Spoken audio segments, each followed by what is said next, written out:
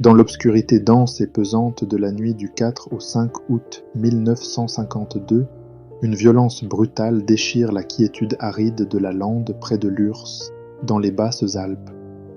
6 coups de feu résonnent, glaçant l'air séché par le vent provençal. Quelques heures plus tard, Gustave Dominici, paysan rude et taciturne, découvre les corps sans vie, étendus avec une froideur macabre. Sir Jack Drummond, scientifique renommé, sa femme Anne et leur fille Elisabeth, 10 ans, sont dispersés près de leur voiture Hillman comme figés dans une scène d'horreur absurde.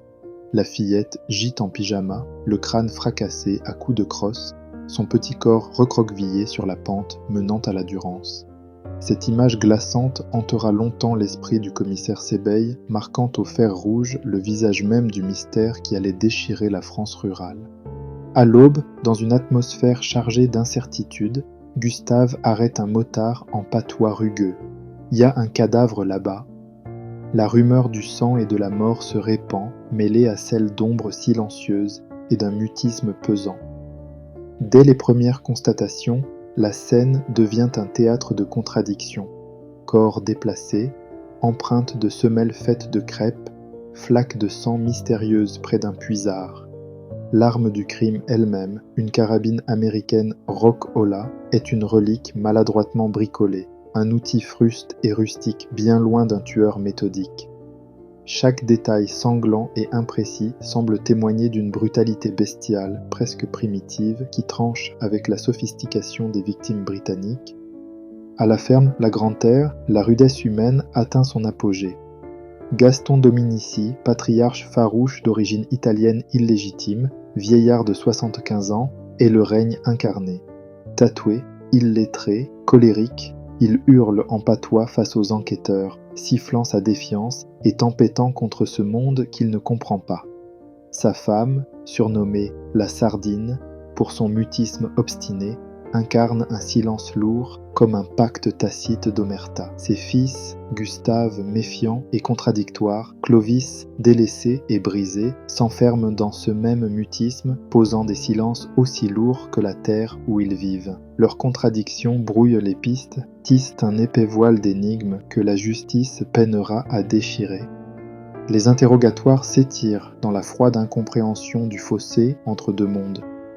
Gaston, dans un français maladroit, désigne d'un geste de sa canne l'endroit exact où la mère anglaise serait tombée, semblant connaître le drame dans ses moindres détails, alors même qu'il clame n'avoir rien vu ni rien entendu. L'anglaise est tombée là, elle n'a pas souffert, enfin, je suppose. Cette prescience trouble interloque le commissaire Sebeil, qui découvre peu à peu que la ferme regorge de secrets lourds comme la pierre provençale. Les jours suivants, déclarations contradictoires, témoignages hésitants, ombres furtives surgissent, une femme en noir, un corps déplacé, un silence oppressant. Puis, lors d'une reconstitution en novembre 1953, lorsque la tension est à son comble, Gustave craque, brisant le mur des non-dits. « C'est mon père qui a fait le coup ». Clovis, d'abord incrédule, fond en larmes, avouant que toute la famille portait ce poids terrible. Gaston, confronté, hurle à l'injustice, accusant ses fils de vouloir s'accaparer l'héritage, puis, dans une ultime confidence à l'agent Guérino parlant patois, se décharge d'un secret brûlant. « C'est un accident, ils m'ont pris pour un voleur, j'ai tiré ». Ses aveux se feront 9 fois, se rétracteront 5, meurtres ou folies, machination ou destin cruel, personne ne saura jamais. L'ombre de la condamnation plane finalement sur Gaston, dont le procès claque comme un couperet. Malgré l'absence de preuves matérielles irréfutables, balles introuvables, incohérences sur l'agressage de l'arme, témoignages inconnus, le 28 novembre 1954, à 77 ans, il est condamné à mort. Un souffle d'indignation traverse l'opinion publique, un murmure résonne, celui de l'injustice. Il murmure à ses fils « les salauds ». La commutation de peine et la grâce présidentielle ne parviendront jamais à lever le voile sur les véritables responsabilités. Le patriarche mourra en 1965, portant son mystère comme un fardeau. L'affaire Dominici est plus qu'un crime, c'est un choc entre deux mondes, celui d'une gentry britannique civilisée et d'un clan fruste, brutal, voilé par le silence et le patois. C'est la lande de l'Urs, ses secrets enfouis dans la terre rouge, ses hommes rugueux, ses silences lourds et ses ombres persistantes. 70 ans plus tard, le mystère demeure épais et insondable, comme les pas lourds des Dominici, écho d'une époque et d'un crime que le temps n'a pas effacé.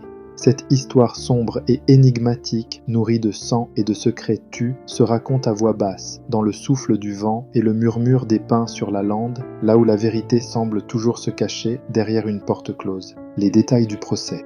Le procès de Gaston Dominici s'ouvre ce 17 novembre 1954 à Digne, dans une atmosphère lourde de murmures et d'attentes.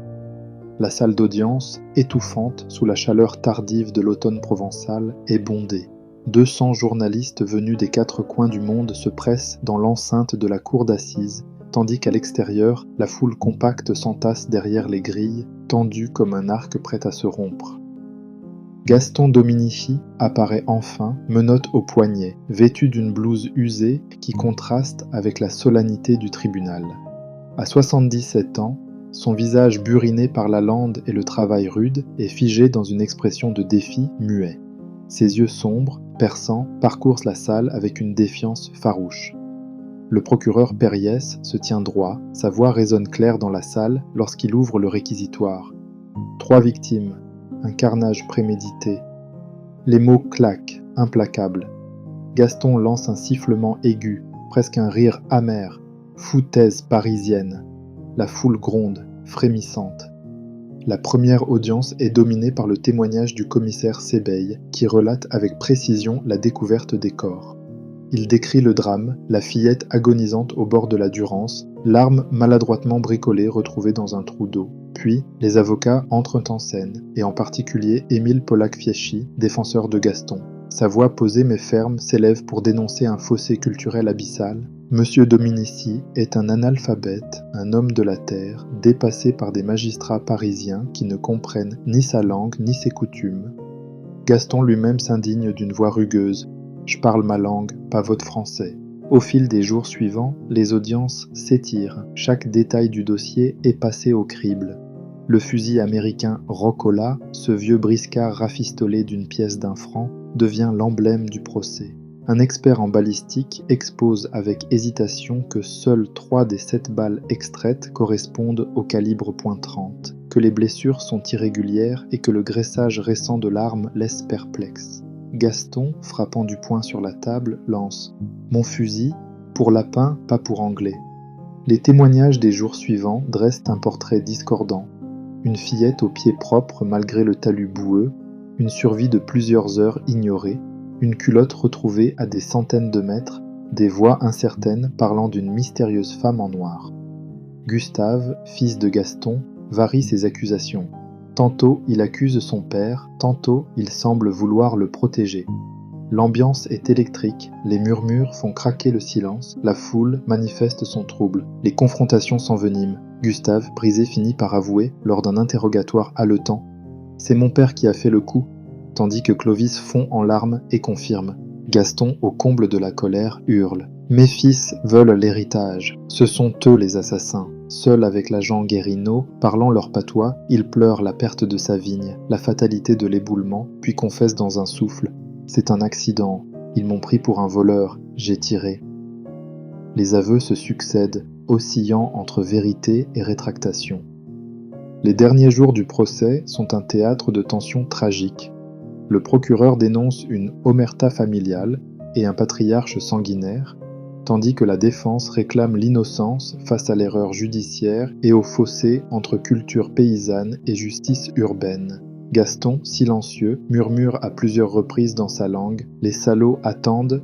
Quand le verdict tombe, le 28 novembre, le silence est suffocant. Coupable sans atténuation, condamné à mort. Un murmure d'injustice traverse la salle d'audience, mêlé aux sanglots étouffés. Gaston, penché vers ses fils, souffle une dernière fois « Les salauds ». Le procès, théâtre d'un choc d'époques et de mondes, laissera un goût amer, une douleur sourde qui résonne encore au cœur de la lande de Lure.